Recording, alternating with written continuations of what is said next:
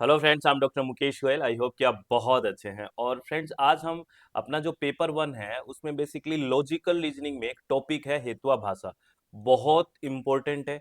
हर बार यहाँ से क्वेश्चन आता है, तो आपको क्या करना है बेसिकली पेन कॉपी लेके बैठ जाइए बढ़िया से और अच्छे से उसको नोट डाउन करना है।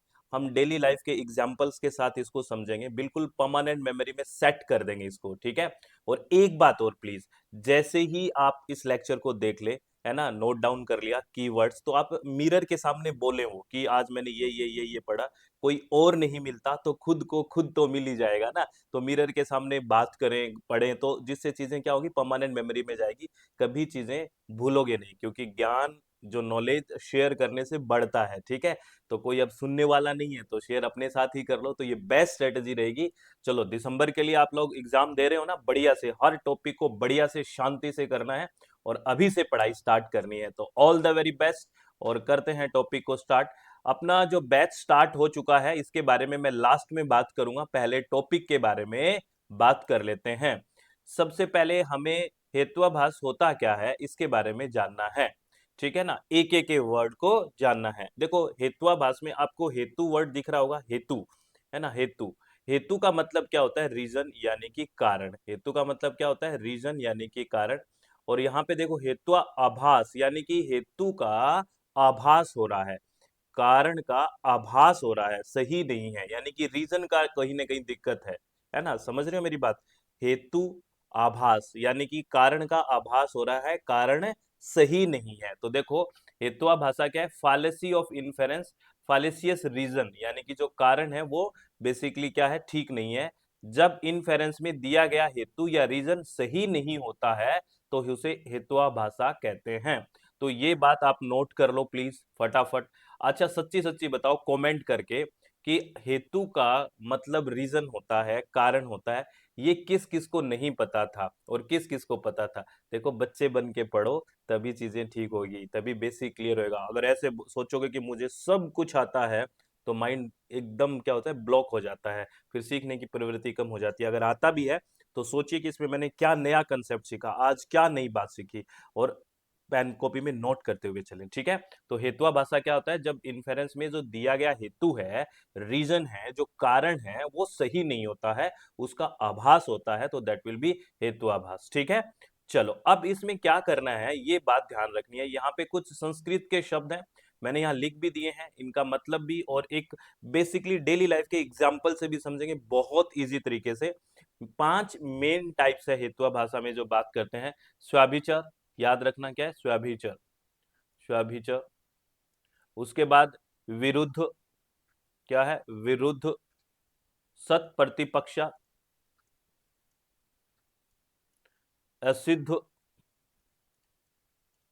और बाधित। ये 5 बेसिकली मेन टाइप है हेतुआ भाषा के, है ना। क्या क्या, स्वाभिचर, विरुद्ध, सत प्रतिपक्ष, असिद्ध और बाधित। इनका मतलब क्या है, एग्जाम्पल से समझो। ये कीवर्ड्स है जो एग्जाम में आपसे पूछे जाते हैं। देखिए, जहां पे मैं सिर्फ और सिर्फ यहाँ पे कुछ कीवर्ड्स ही आपको बता रहा हूँ, इसको एक्सप्लेन अभी करेंगे हम एग्जाम्पल के साथ, ठीक है। तो स्वाभिचर क्या है, इन कंक्लूसिव या इरेगुलर रीजन है। यहाँ पे जो रीजन है वो इरेगुलर है, कैसे है अभी बात करेंगे, लेकिन ये टर्म याद रखना, मैच करना आता है कि स्वविचार के साथ क्या मैच करेंगे, इरेगुलर रीजन या इंक्लूसिव, ये बेसिकली मैच करेंगे। क्यों करेंगे, एग्जाम्पल में समझ में आ जाएगा, बार बार कह रहा हूं, ठीक है।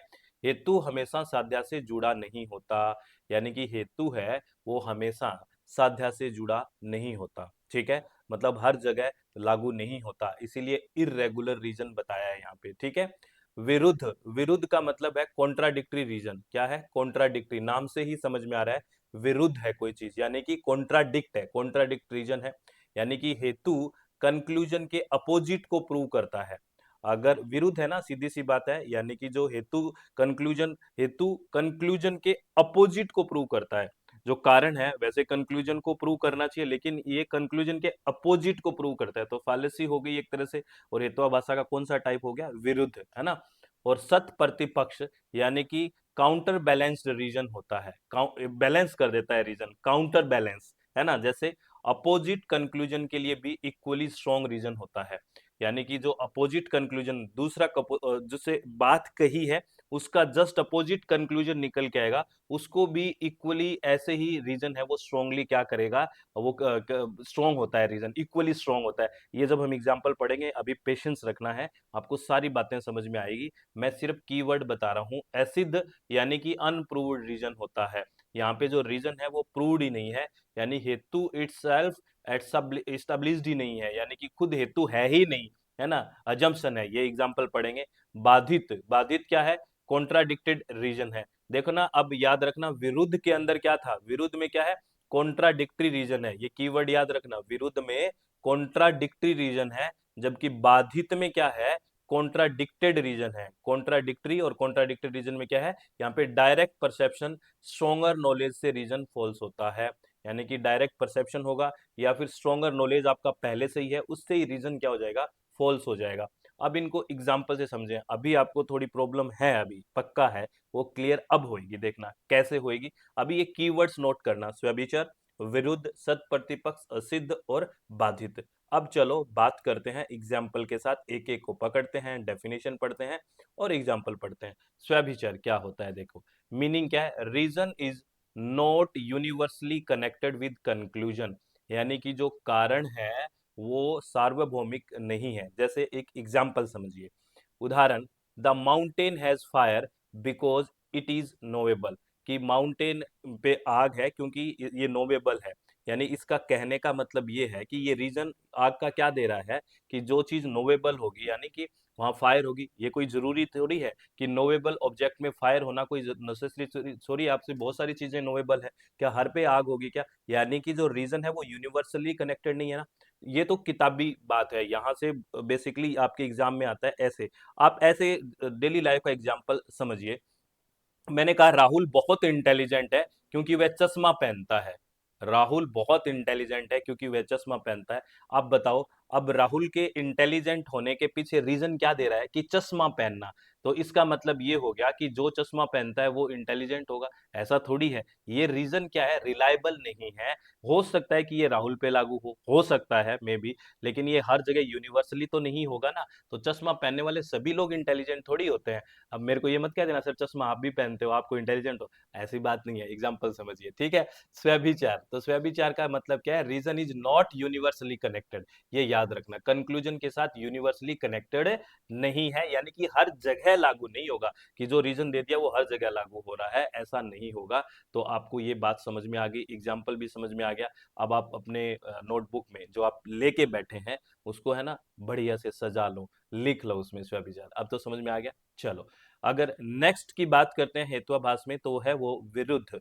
विरुद्ध क्या कहता है, देखिए विरुद्ध मतलब आपको पता है ना, विरुद्ध होना कोई चीज, तो जहां क्या है, हेतु उसी कंक्लूजन को कॉन्ट्राडिक्ट करता है जिसे प्रूव करना है। यानी जो चीज को प्रूव करना है, सिद्ध करना है, उसी के कॉन्ट्राडिक्ट बात करता है, यानी कि विरुद्ध बात करता है। एग्जाम्पल समझिए, कह रहा है sound is eternal because it is produced, है ना। यानी कि जो ये एग्जाम्पल बहुत आता है, बहुत ज्यादा आता है, कि जो साउंड है इटरनल है। इटरनल का मतलब एक तरह से हमेशा रहने वाला, ठीक है ना, भी नाशवान होगा ही नहीं कभी, शाश्वत बिल्कुल। तो sound is eternal because it is produced, ये कह रहा है कि साउंड इटरनल है क्योंकि ये प्रोड्यूस होता है, जबकि आपको पता है जो प्रोड्यूस हुई है वो तो खत्म ही होगा। तो ये खुद ही रीजन इसको क्या कर रहा है, कॉन्ट्राडिक्ट कर रहा है कि नहीं। लेकिन लिखा हुआ है ना, जो चीज प्रोड्यूस्ड है वो जनरली नॉन इटरनल होती है, नाशवान तो होगी होगी, जो प्रोड्यूस हुआ वो खत्म तो होगा ही होगा। लेकिन एग्जाम्पल में क्या कह रहा है, कि साउंड है वो इटरनल है बिकॉज इट इज प्रोड्यूस्ड, है ना। तो ठीक है, अब प्रोड्यूस है तो इटरनल नहीं होगी, नॉन इटरनल होगी, तो इसका जो रीजन है ना वही इसकी बात को कॉन्ट्राडिक्ट कर रहा है, तो यानी कि विरुद्ध जा रहा है, तो इसलिए विरुद्ध हो गया। जहां हेतु उसी कंक्लूजन को कॉन्ट्राडिक्ट कर रहा है जिसे प्रूव करना है। या फिर एक एग्जांपल, अपने नॉर्मल एग्जांपल ले लीजिए, ये किताबों की बात होगी। देखिए, यह मोबाइल बहुत ही ड्यूरेबल है, बहुत लंबे टाइम चलता है क्योंकि यह बहुत जल्दी टूट जाता है। आप एक बात बताओ, ये खुद जो रीजन दे रहा है कि वो जल्दी टूट जाता है इसलिए ड्यूरेबल है, ये तो बात ही कॉन्ट्राडिक्ट कर रहा है। जो जल्दी टूट जाएगा वो ड्यूरेबल होगा क्या? नहीं होगा ना। तो वही बात है, जहां ये कह रहा है यह मोबाइल बहुत ड्यूरेबल है क्योंकि यह जल्दी टूट जाता है। ठीक है, तो दिया गया रीजन है वो कंक्लूजन के बिल्कुल अपोजिट है, अपोजिट चीज को प्रूव कर रहा है ना इसको, यानी कि ड्यूरेबल नहीं है, ये तो खराब है, मतलब जल्दी टूट जाएगा। तो इसलिए ये विरुद्ध बात करना, है ना, ये समझ में आ गया हेत्वाभास की अरे पक्का बताओ, कमेंट करके बताते रहो कि मजा आ रहा है पढ़ने में, इस तरह से चीजें। एक हम बुक किस एक एग्जांपल ले रहे हैं, एक डेली लाइफ का है ना, जो हम जीवन में यूज करते रहते हैं सारे दिन, वो बात कर रहे हैं। ठीक है, आगे बात करते हैं थर्ड के बारे में। थर्ड क्या कहता है? ये है सत प्रतिपक्ष।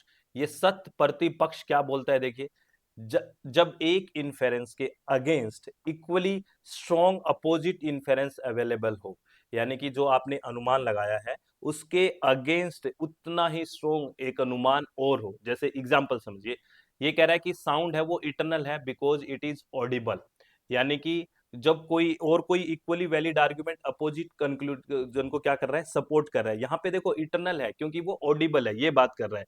जैसे आप इसको ऐसे समझिए कि ऑनलाइन क्लास बेस्ट है क्योंकि वह टाइम बचता है, ये बचाता है ना। ये बात की ए ने बोला कि ऑनलाइन क्लास बेस्ट है क्योंकि टाइम बचता है, बी ने कहा कि ऑफलाइन क्लास बेस्ट है क्योंकि इंटरेक्शन ज्यादा होता है। तो अब देखिए ये दोनों के दोनों, ये जितना स्ट्रॉन्ग है ना उतना ही स्ट्रॉन्ग ये है।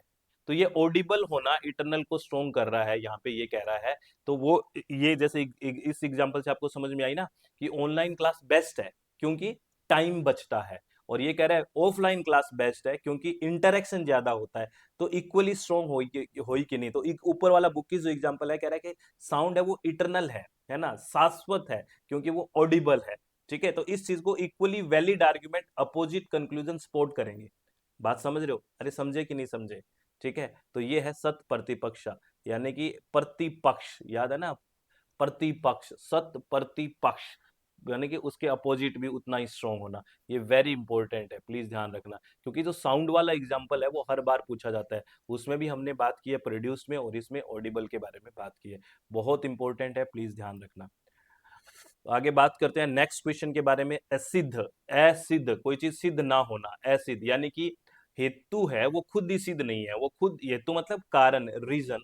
हेतु इटसेल्फ नॉट एस्टेब्लिश्ड, हेतु खुद भी क्या है, वो एस्टेब्लिश नहीं है। एग्जाम्पल देखिए, the sky lotus is fragrant because it is a lotus. तो स्काई लोटस खुद ही एक कोई चीज एग्जिस्ट नहीं करती है ना, पता ही नहीं क्या है, मतलब बस है भाई कहानियों में कि sky lotus is fragrant because it is lotus. तो स्काई जो लोटस है वो खुद ही एग्जिस्ट नहीं करता। या ऐसे समझिए, एक बिल्कुल सिंपल एग्जांपल, कि मेरे घर का इनविजिबल रोबोट रोबोट है वो बहुत यूजफुल है। मेरे घर में ना दिखाई देने वाला रोबोट, इनविजिबल रोबोट बहुत यूजफुल है क्योंकि वह रोज क्लीनिंग करता है, सफाई करके चला जाता है।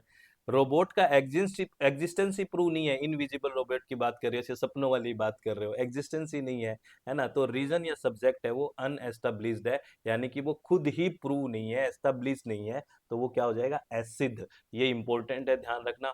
बेसिकली हेतुवाद से हर बार क्वेश्चन आ रहा है। अब मेरे हिसाब से जो डेली लाइफ वाले एग्जाम्पल आपको समझ के ज्यादा अच्छे से समझ आ रही होगी चीज।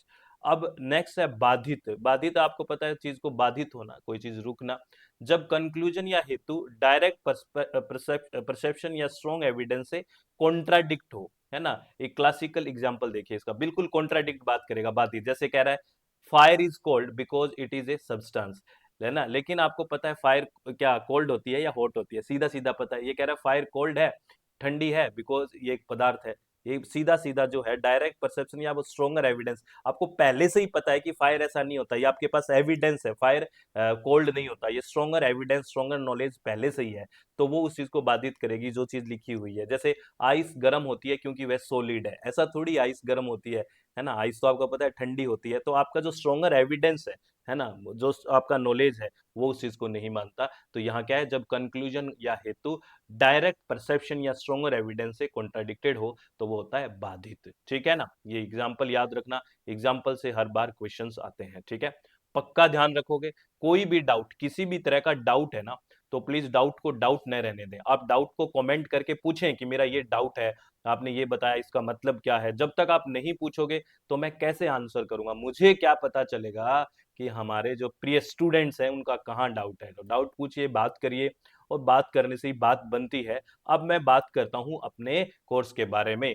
15 अगस्त से लाइव सेशन स्टार्ट हो रहे हैं दिसंबर के लिए, 15 अगस्त से। ठीक है, और अभी 26% ऑफर चल रहे हैं फ्रेंड्स। कहाँ पे? अपनी वेबसाइट www.swmg.in, प्ले स्टोर में मोबाइल ऐप है SWMG, और ये कॉन्टैक्ट नंबर है, या व्हाट्सएप या कॉल करके जानकारी ले सकते हो। लाइव सेशन होगा और 10 की 10 यूनिट रिकॉर्डेड भी मिलेगा, स्टडी मटेरियल भी बाय कोरियर घर पे आएगा, थ्योरी के साथ कंप्लीट पीवाईक्यूज होंगे, ठीक है, 10 की 10 यूनिट्स होंगी, एक्सपेक्टेड क्या क्वेश्चन बन सकते हैं सब कुछ होगा। तो लग जाइए तैयारी में, जुड़ जाइए और बढ़िया से तैयारी करते हैं एकदम मस्त तरीके से, ठीक है। कोई डाउट कहीं रहेगा ही नहीं। और एक बात हमेशा ध्यान रखनी है जो मैं बोलता रहता हूँ, कि चित्त हमेशा शांत रखें, खुश रहें, बी काम, बी हैप्पी। सब बहुत बढ़िया है, सब बहुत बढ़िया होगा। ऑल द वेरी बेस्ट, बहुत बहुत धन्यवाद, thank you, thanks a lot friends.